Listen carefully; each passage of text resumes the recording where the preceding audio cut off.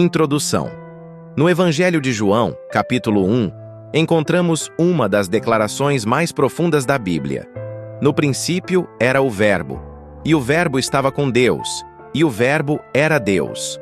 João 1.1. Essa verdade central nos apresenta quem é Jesus. Não um profeta comum, não apenas um guia espiritual, mas o próprio Deus eterno que assumiu a forma humana. O apóstolo João, como judeu monoteísta, tinha um profundo compromisso com a ideia de que só existe um Deus, o Deus Javé de Israel. Ao escrever essas palavras, ele não estava introduzindo um novo Deus, mas revelando o mistério do Deus triuno, o Pai, o Filho e o Espírito Santo. João explica que Jesus, o Verbo, estava presente antes de todas as coisas, agindo na criação e sustentando o universo. Ele é a expressão viva de Deus, a perfeita revelação de quem Deus é. Essa doutrina é fundamental porque afeta diretamente a nossa fé e a nossa salvação. Se Jesus não fosse Deus, ele não poderia ser o Salvador, pois somente Deus tem o poder de perdoar pecados e conceder vida eterna.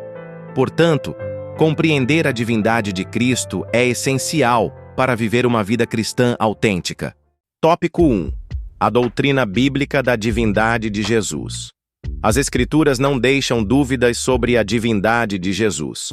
No início de seu evangelho, João declara: "E o Verbo era Deus." João 1.1. Essa afirmação não está isolada, mas é confirmada por várias passagens em toda a Bíblia. Tomé, ao ver o Cristo ressurreto, exclama: "Senhor meu e Deus meu." João 20.28. Paulo também enfatiza essa verdade em suas cartas. Nele habita corporalmente toda a plenitude da divindade. Colossenses 2.9. E Cristo Jesus é Deus acima de tudo. Romanos 9.5. Além disso, Jesus possui atributos que pertencem exclusivamente a Deus.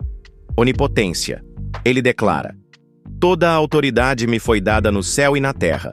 Mateus 28.18. Ele tem o poder absoluto sobre todas as coisas, incluindo a natureza, as doenças, a morte e os demônios. Eternidade.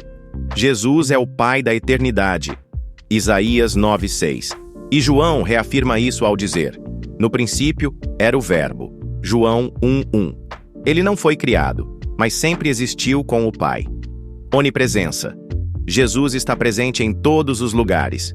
Ele prometeu: "Eis que estou convosco todos os dias até a consumação do século." Mateus 28.20. Onisciência. Jesus conhece todas as coisas. Ele sabia o que Natanael pensava debaixo da figueira. João 1.48. Conhecia o passado da mulher samaritana. João 4.17. E até os pensamentos secretos das pessoas. Marcos 2.8. Essas verdades mostram que Jesus é igual ao Pai em essência, poder e glória. Ele não é apenas um mestre ou um profeta, mas o Deus Todo-Poderoso, digno de nossa adoração. Tópico 2. A heresia do arianismo. No início da Igreja, uma das heresias mais perigosas foi o arianismo, que negava a divindade de Jesus.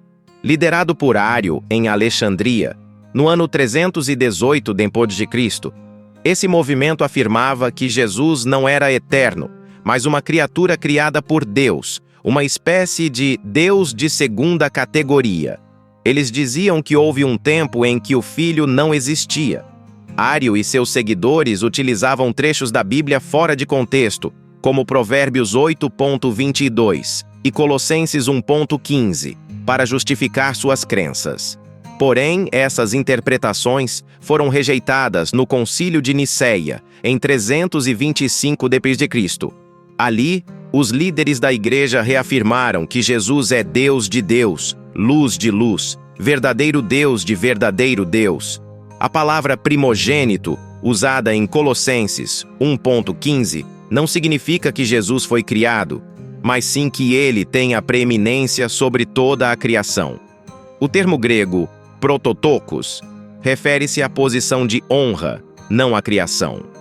O arianismo foi refutado porque contradizia as Escrituras.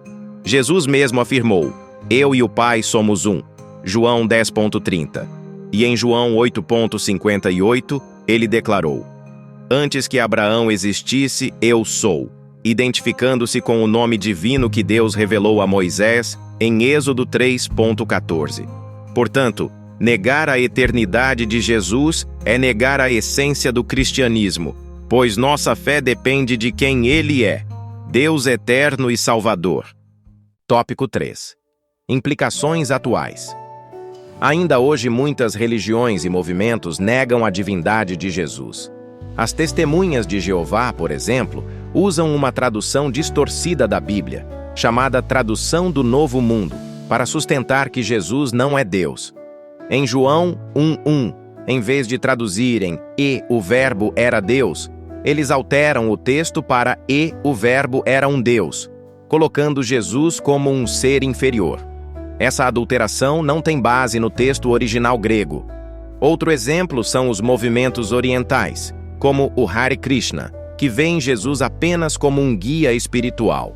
Para eles, ele é uma entre muitas encarnações divinas, mas não o único Deus verdadeiro. No Islã, Jesus é considerado um profeta, mas não o Filho de Deus. Eles negam sua divindade, morte e ressurreição. Essas ideias distorcem a verdade bíblica de que Jesus é o único caminho para Deus. Ele não é apenas um bom mestre ou líder espiritual, mas o próprio Deus em carne. Hebreus 1,3 afirma que Jesus é a expressão exata do ser de Deus. Rejeitar essa verdade é rejeitar a salvação, pois só Deus tem poder para nos salvar. Conclusão. A Bíblia é clara. Jesus é Deus. Desde o Antigo Testamento, Deus declarou que Ele é o único Salvador. Não há outro Deus além de mim. Deus justo e Salvador, não há além de mim. Isaías 45:21. No Novo Testamento, aprendemos que Jesus é o Salvador e Deus encarnado. Nele habita corporalmente toda a plenitude da divindade. Colossenses 2:9. Negar a divindade de Jesus é negar a essência da fé cristã. Se ele não fosse Deus, não poderia perdoar nossos pecados, vencer a morte e nos dar a vida eterna. Mas, porque ele é Deus, podemos ter plena confiança em sua obra na cruz e em sua vitória sobre o pecado.